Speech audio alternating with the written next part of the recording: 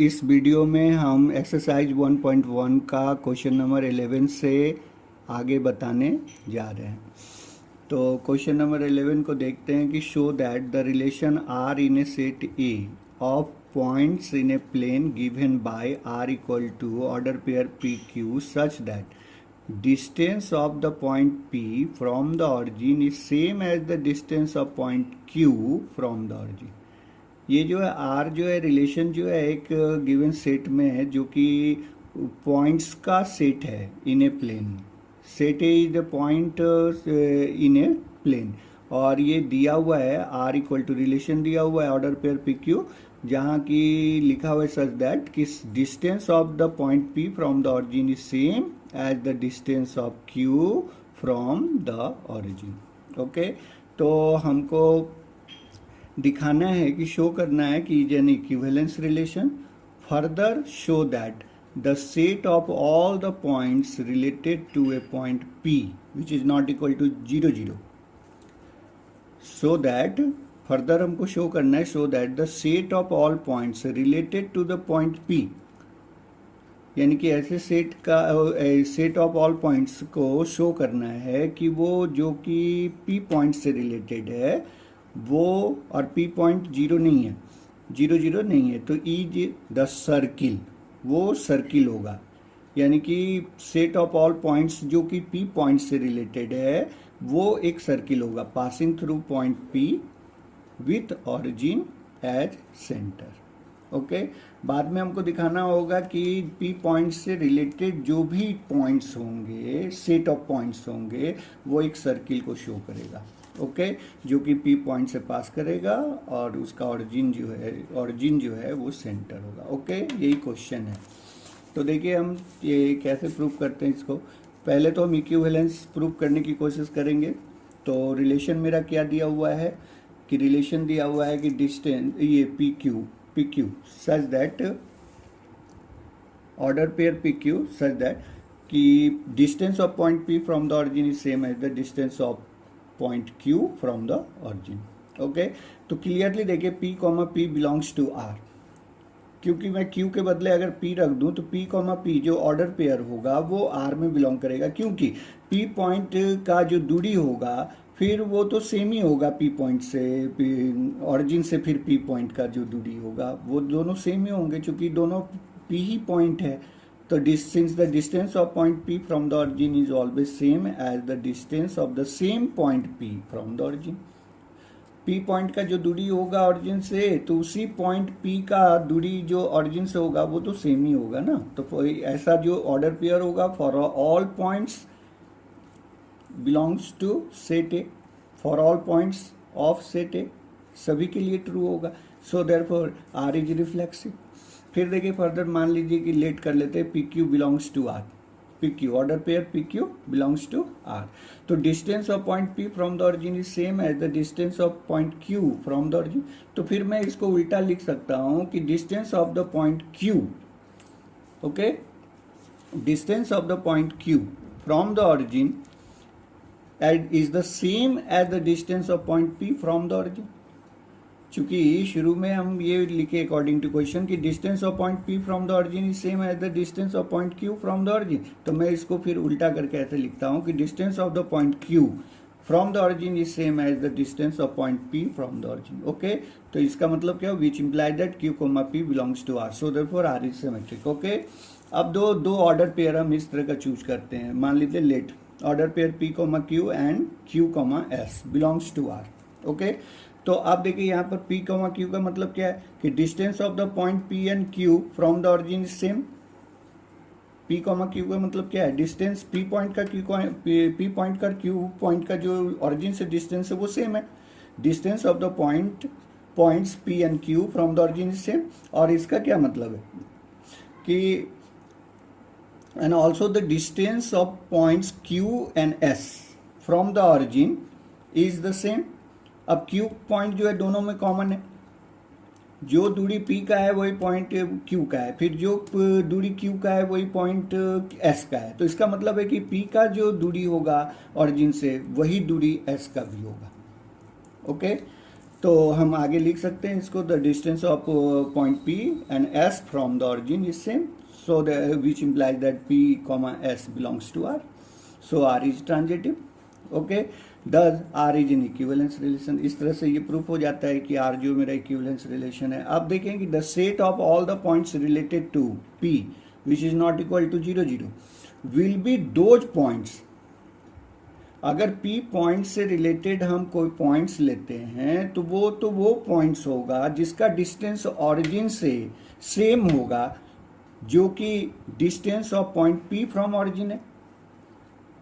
तो अगर मैं सेट ऑफ ऑल पॉइंट्स लूं related to point P which is not equal to 0 0 will be those points, वो सारे पॉइंट्स होंगे P से related whose distance from the origin is the same as the distance of point P from the origin, that is 0 0 is the origin and OP जो है O से लेकर origin से लेकर के P पॉइंट तक की दूरी को अगर मैं K मान लूँ, K as a radius, then set of all points related to P is at a distance K from the origin, hence they will form a radius, they will form a circle. अगर मैं OP को radius मान लूँ, O को centre मान लूँ, तो दो से क्या हो जाएगा, locus of all the points related to point P is a circle है कि नहीं, क्योंकि ये सारे पॉइंट्स की दूरी जो है ऑरिजिन से ठीक P के बराबर है. तो और P की दूरी अगर O से P की दूरी K मान ले, तो इसका मतलब है कि सारे पॉइंट्स जो होंगे जो कि P पॉइंट से रिलेटेड है उस सभी की दूरी जो होगा K के बराबर होगा. तो K will be as radius and O as center, hence the set of all points related to point P is at a distance of K from origin, and hence they will form a circle with center origin and passing through point P.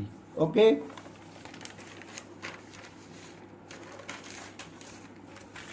अब देखिए question number यहाँ 12 हम देखते हैं. So that the relation R defined in the set A of all triangles as R equal to दिया हुआ है T1, T2 such that T1 is similar to T2 is equivalence relation. Okay, यानी कि हमको ये जो रिलेशन R जो है वो उस सेट में, set relation R is define in the set A, और सेट A क्या है, set of all triangles. Okay, तो एज R इक्वल टू क्या था, order pair T1, T2 such that T1 is similar to T2. Okay, is equivalence relation हमको show करना है. फिर आगे बोल रहा है consider 3 right angles triangle T1 with sides 3, 4, 5. फिर T2 with side 5, 12, 13 and T3 with side 6, 8, 10. तो which triangles among T1, T2 and T3 are related T1, T2, T3 तीन ट्रायंगल है जिनके साइड ये आपस में ये दिए हुए हैं. तो इनमें पूछ रहा है कि T1, T2, T3 में कौन जो है किसके साथ रिलेट है. According to this relation T1 is similar to T2, इसके अकॉर्डिंग ये आपस में कौन ट्रायंगल जो है, कौन कौन ट्रायंगल आपस में रिलेटेड है. ओके, तो पहले तो मैं क्या करूं, इसको जो है इक्विवेलेंस प्रूव करते हैं. तो हम यहाँ पर क्या करते हैं, ये गिवन रिलेशन है R equal to order pair T1, T2 such that T1 is similar to T2. यहाँ से देखते हैं क्लियरली, ऑब्वियसली जो है T1, T1 belongs to R for all T1 belongs to set of triangles. Why? तो reason is that each triangle is similar to itself, क्योंकि हमको मालूम है कि हर एक ट्रायंगल जो होता है अपने आप का सिमिलर होता है.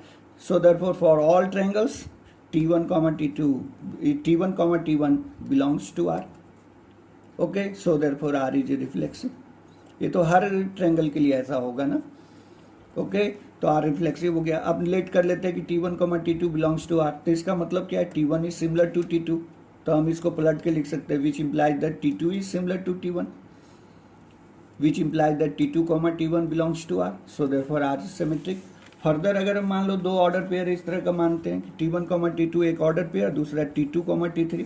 चूंकि सिमेट्री ट्रांजिटिव प्रूव करना है तो यहाँ T1 जो इसका सेकेंड फर्स्ट ऑर्डर पेयर का जो सेकेंड होगा एलिमेंट, वो सेकेंड ऑर्डर पेयर का फर्स्ट एलिमेंट लेंगे. यहाँ T1, T2 कॉमन होना चाहिए, है ना, ट्रांजिटिविटी के, ट्रांजिटिव प्रूव करने के लिए. तो लेट कर लिया कि T1 कॉमा T2 बिलोंग कर रहा है R में, तो इसका मतलब क्या हुआ, T1 is similar to T2, और T2 comma T3 belongs to R का मतलब क्या हुआ, T2 is similar to T3। तो T1 T2 के सिमिलर है, T2 जो है T3 के सिमिलर है, इसका मतलब है which implies that T1 is similar to T3। So T1 comma T3 belongs to R, so R is a transitive, therefore R is an equivalence relation। Okay, तो ये इक्विवेलेंस रिलेशन प्रूफ हो गया। अब यहाँ देखते हैं कि जो तीन ट्रायंगल दिए हुए थे उन तीनों ट्रायंगल में जो है कौन किसके जो है सिमिलर है, क्योंकि रिलेट करना है कि आपस में रिलेट कौन है ये। तो यहाँ देखिए ये है 3 4 5, ये है 5 12 13 और ये 6 8 10। हालांकि सभी के सभी जो है राइट एंगल ट्रायंगल है ना, क्योंकि यह 5 का स्क्वायर जो होगा 3 स्क्वायर प्लस 4 स्क्वायर के बराबर होगा, यहाँ 13 का स्क्वायर जो होगा वो equal to 5 square plus 12 square के इक्वल होगा, फिर यहाँ पर 10 का स्क्वायर जो होगा वो 6 स्क्वायर प्लस 8 स्क्वायर के बराबर।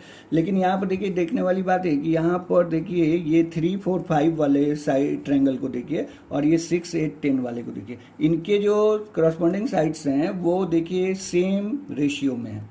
3/6 equal to 1/2, 4/8 equal to 1/2, 5/10 equal to 1/2। तो ये सेम रेशियो में, इसका मतलब है कि ये ट्रायंगल जो है साइड T1 वाला वो T3 के साथ जो है वो रिलेट होगा, क्योंकि हम लोग को मालूम है कि सिमिलर ट्रायंगल के जो करस्पॉन्डिंग साइड्स होते हैं वो सेम रेशियो में होते हैं। ओके, तो यहाँ लिख देंगे hair T1 with side 3, 4, 5 is related to T3 with side 6, 8, 10 as their corresponding sides are in the same ratio, so they are similar, so T1 is related to T3। okay, अब देखिए question number 13 है, so that the relation are defined in the set A of all polygon का ये set है, उसी में ये relation है, define as R equal to दिया है order pair P1, P2 such that P1 and P2 have the same number of sides, तो ये एन इक्विवेलेंस रिलेशन शो करना है कि ये इक्विवेलेंस रिलेशन है।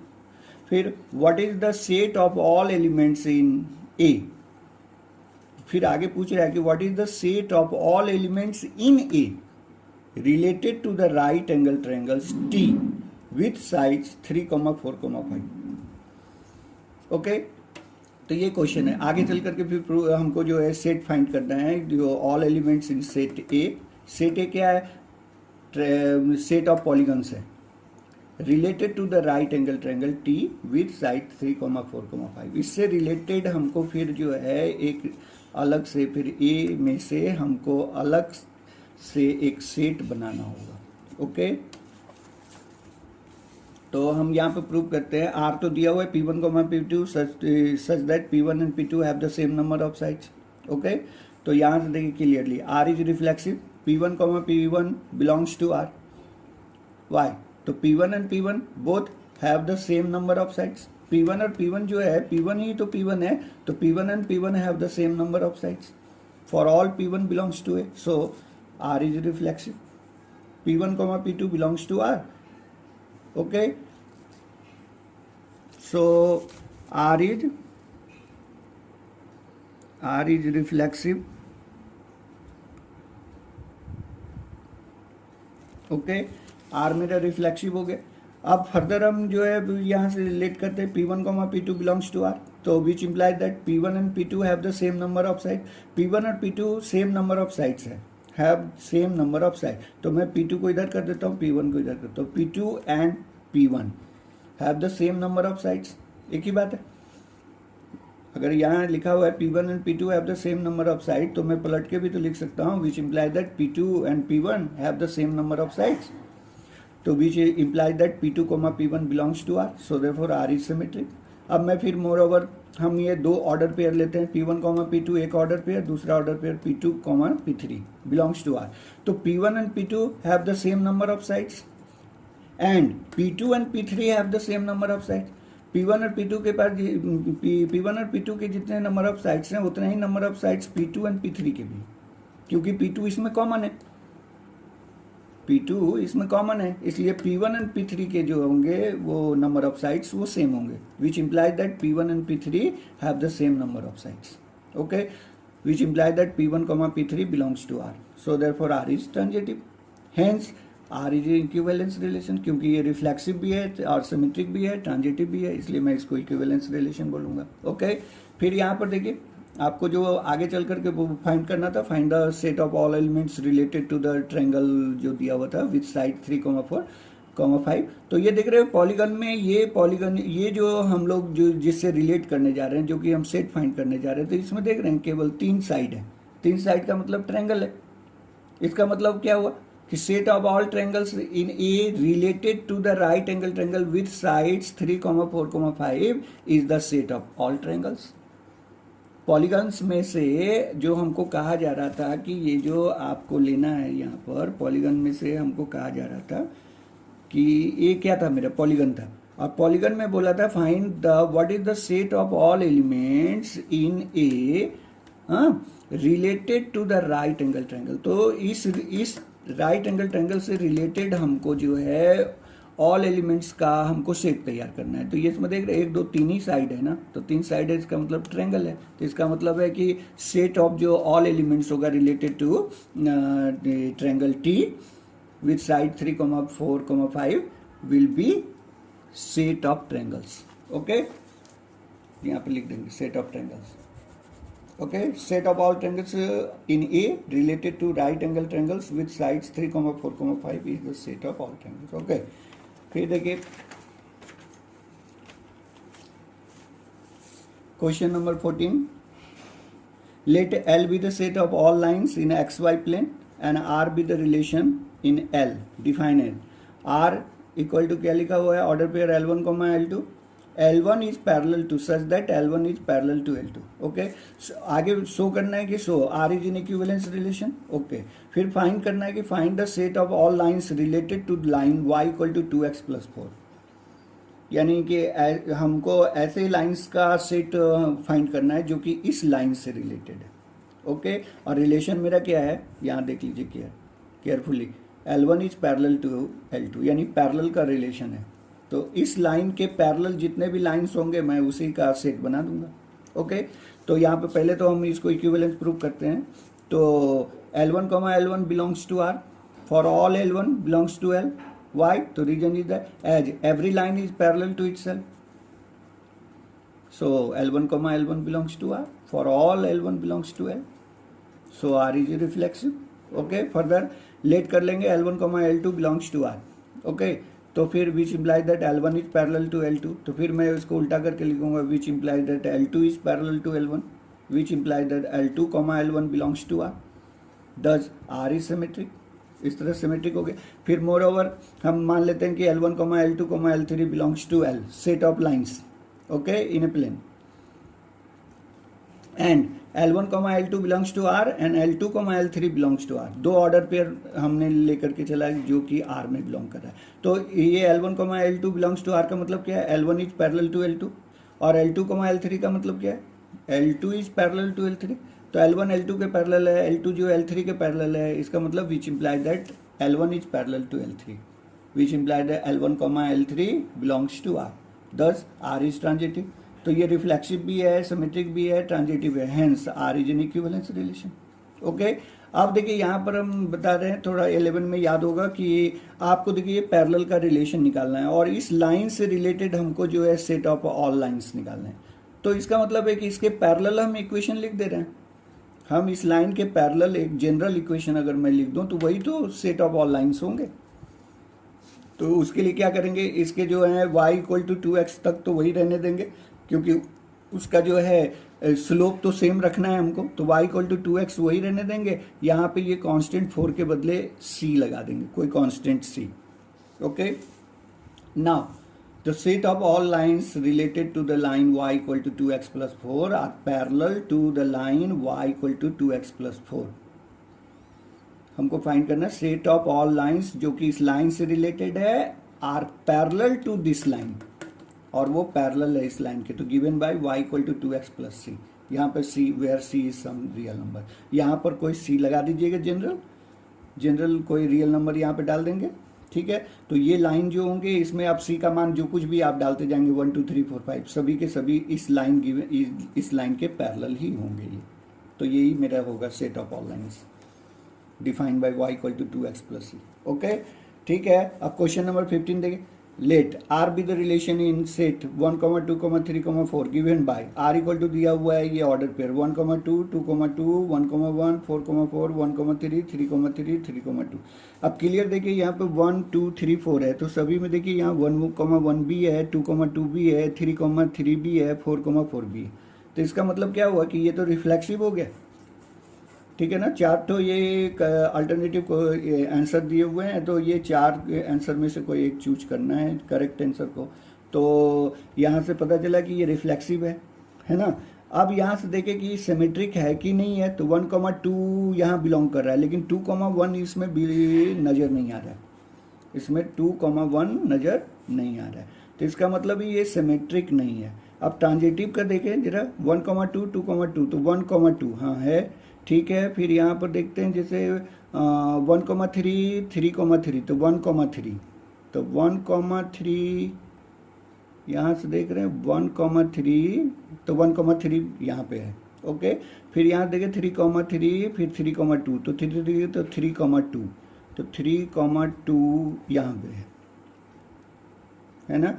तो इसका मतलब है कि ये मेरा जो है ट्रांजिटिव है, इसलिए मैं इसका आंसर ये दे दूंगा B number. R is reflexive and transitive but not symmetric. Symmetric नहीं मिला क्योंकि यहाँ देखिए 1, 3 है, 3, 1 नहीं है, 1, 2 है, 2, 1 है। तो इस तरह से कोई भी ऑर्डर पेयर का अगर अपोजिट नहीं मिल रहा है तो वो सिमेट्रिक नहीं है, ओके। लेकिन ये ट्रांजिटिव है क्योंकि देखिए 1, 2, 2 यहाँ कॉमन है, तो यहाँ से 1, 2 है।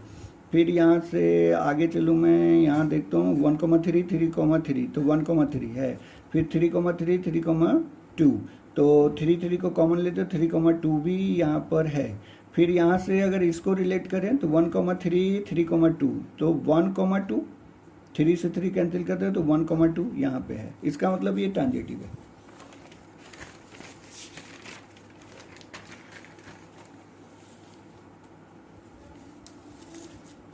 फिर ये देखिए क्वेश्चन नंबर 16,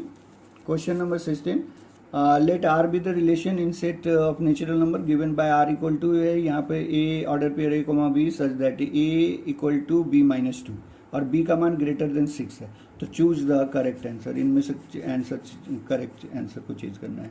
तो बी का मान जो है ग्रेटर देन 6 है, तो ये वाला तो ऑप्शन नहीं ले सकते क्योंकि यहाँ पे बी का मान 4 है।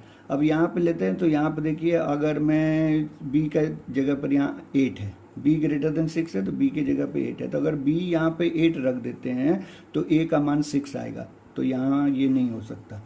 फिर यहाँ पे देखिए कि अगर बी का मान 8 रख दें तो 8 - 2 कितना हुआ 6, ए का मान कितना आ जाएगा 6,8, यानी ये वाला करेक्ट आंसर है, ये इसको सेटिस्फाई कर रहा है, तो हम कह देंगे कि आंसर सी, ओके। अब मिसलिनियस का अगर आपको आंसर इसका सॉल्यूशन देखना हो इसी चैप्टर 1 के मिसलिनियस का, जिसमें कि हमारा रिलेशन भी होगा और फंक्शन भी होगा, वो मिसलिनियस चैप्टर का सॉल्यूशन देखना है तो इसके अगले वीडियो को देखिए।